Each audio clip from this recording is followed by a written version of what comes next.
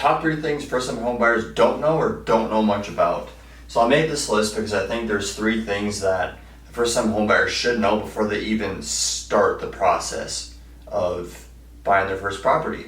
And the first one I put down here is closing costs. So a lot of first-time home buyers don't even know, like, they maybe heard a little bit about it, they don't know what it is, or they don't understand how expensive it can be. So how much is closing costs? So closing costs, the national average is 2% to 6% of the loan amount. So I did a little math here. 3% of $300,000, a $300,000 loan is $9,000.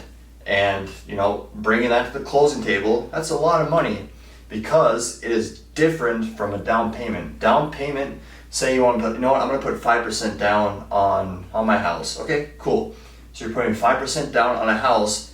And also, if it's that 3%, that's also $9,000. So that could be a lot of money that people don't really think about before they start the process, okay? Or even start saving money for closing costs. But some people, they say, what even is in my closing costs? Why is it so expensive? Well, there's a lot of people that need to get paid, okay? The appraisal needs to get paid, the appraiser. Title, they need to get paid. Underwriting and a loan origination fee, which is around like 1% of price of what the loan amount is. So there's a whole bunch of different people that need to get paid to help you close the house because it's a big process, not an event, right? And people say, is there a way to lower closing costs? Well, there is a way to lower them. Put a smiley face. So I'll talk about that in a little bit. So that was the first thing. Closing costs, they're expensive. And you can start saving for it, or even maybe you don't know what they are, now you know what they are. The second thing is contingencies. So first-time home buyer, they'll say, what if I get an offer accepted, but this thing is just, something's gonna fall apart. We're worried when inspection comes up that something's gonna fall apart. That's what a contingency is for. There's a whole bunch of contingencies to protect the buyer, and if you're not comfortable with this or something's a red flag, you can exit the contract and keep your earnest money. Which earnest money is around like $1,000, $2,500. So that's a lot of money. And because if it's outside a contingency timeline, if you decide, I'm out, I just don't want this house, well, then you're gonna have to cough up the money. It's basically good faith money to the seller for pulling their house off the market. Okay. So maybe asking, so what type of things can I be protected for? Once I get something accepted. Well, there's a whole bunch of things. I just wrote down a couple of them, a couple of the main ones. So the first one, just like we talked about, is an inspection. So you have an inspection timeline to where you order the inspection, he comes over, does his thing, and gives you a report. If there's something on the report that you don't like or just completely throws you off that the seller can fix, don't want to fix, you can exit the contract and keep your earnest money. So that's one thing. Sewer inspection, sewer line inspection, that's another thing. They drop camera down and they can see if there's anything wrong with the pipes. Okay, and sometimes there's roots in the pipes from trees. You can see from older houses that can show up, which is good to have an inspection. It won't ever hurt. It's around like $200, and maybe asking how much is the inspection. So that's paid by the buyer 99% of the time, and it's around like that $350 mark. So $350 sewer inspection, $200. Maybe asking, Tanner, why is this so expensive? Why did I spend all this money before I even own the house? Well, let me ask you, would you rather spend $500 and the thing goes through and you find problems that the seller fixes or gives you credit and that helps you out, or would you rather not spend that $500 and have a $10,000 repair a week after closing when you have maybe a sewer line just go to poop, no pun intended, and that's a big expense. Okay, so that's the way I frame it and look at it.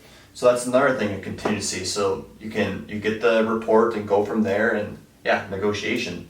Another thing, insurance claims. Did the seller have any claims against your house? Call insurance about anything, maybe hail damage. Just something for a buyer to know and just really understand the little history of this house and any problems that have been happening also.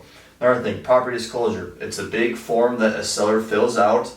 Yes, we are aware of this problem. No, we're not aware of this problem. It's a big, huge sheet and stuff like that. So if there's something that shows up on there, which is good, it's very long. You got seller. What about line 28 when you said We're not aware of any mold, but it looks like maybe there's some mold in the basement. Can we talk about that a little bit, please? So that's something.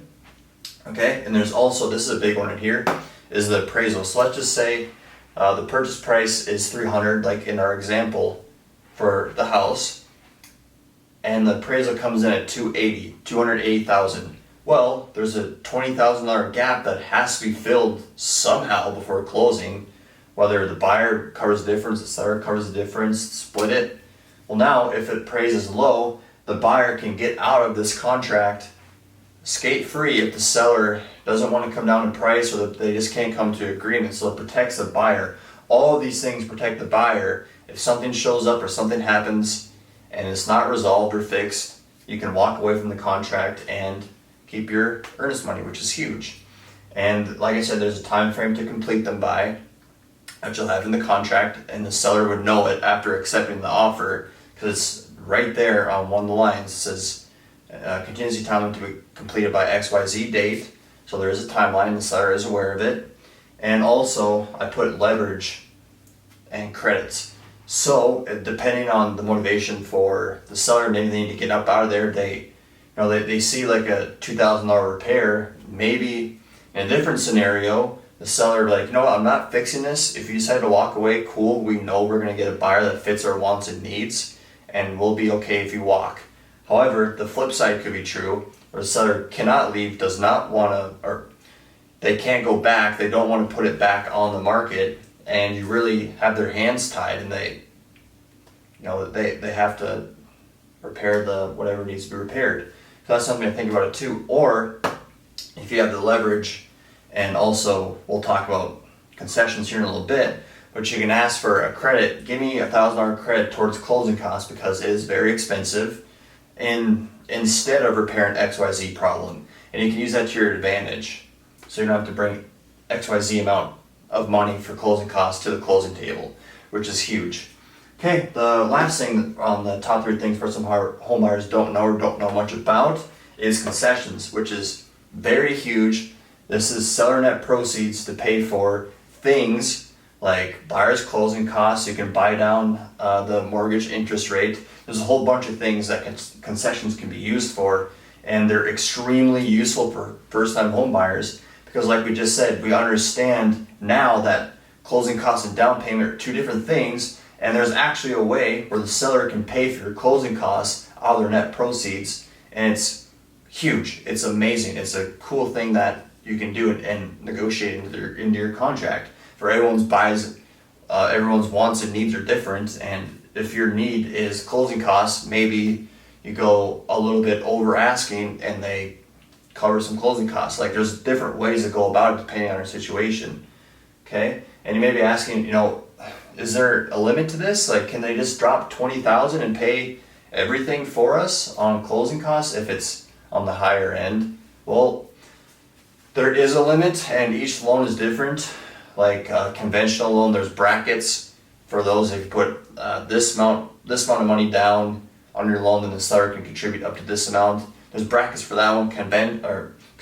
FHA and VA, they have like a set amount for that, and that'd be another good question for a lender, because I'm not a certified lender. I'm just a licensed realtor who's simply providing value and wants to provide value to anyone who may be interested in these topics. So if you want very in-depth and advanced conversation about loan amounts and concession limits, that could be someone you could speak to as a loan officer before you get started in the process and get your pre-approval letter up and rolling, so you are ready to go if something does come up that fits in all of your needs. Okay, and I put negotiations down here, because concessions are so valuable, it can be so important. It's a very, very important thing to negotiate for, and if you have the leverage on any scenario, you should use it to your advantage and try to get the best deal for you if you're buying a house to your advantage. So in this list, we talked the top 3 things first-time home buyers don't know or don't know much about, and we went over closing costs, what they are, how much they are, and ways to go about that. Second thing, contingencies, how they protect the buyer from anything that will show up in XYZ contingency thing, like we said, inspection, sewer, insurance, etc. and there's a time frame, and you can use it to leverage and get credits. Last thing, concessions, what they are, seller net proceeds to help out the buyer. They're extremely useful, and there is limits. So hopefully you guys learned a lot from this video. If you want me to dive deep into more topics about maybe concessions, I can go ahead and make another video specifically for that. But thank you guys for watching. Hope you found it valuable, and bye-bye.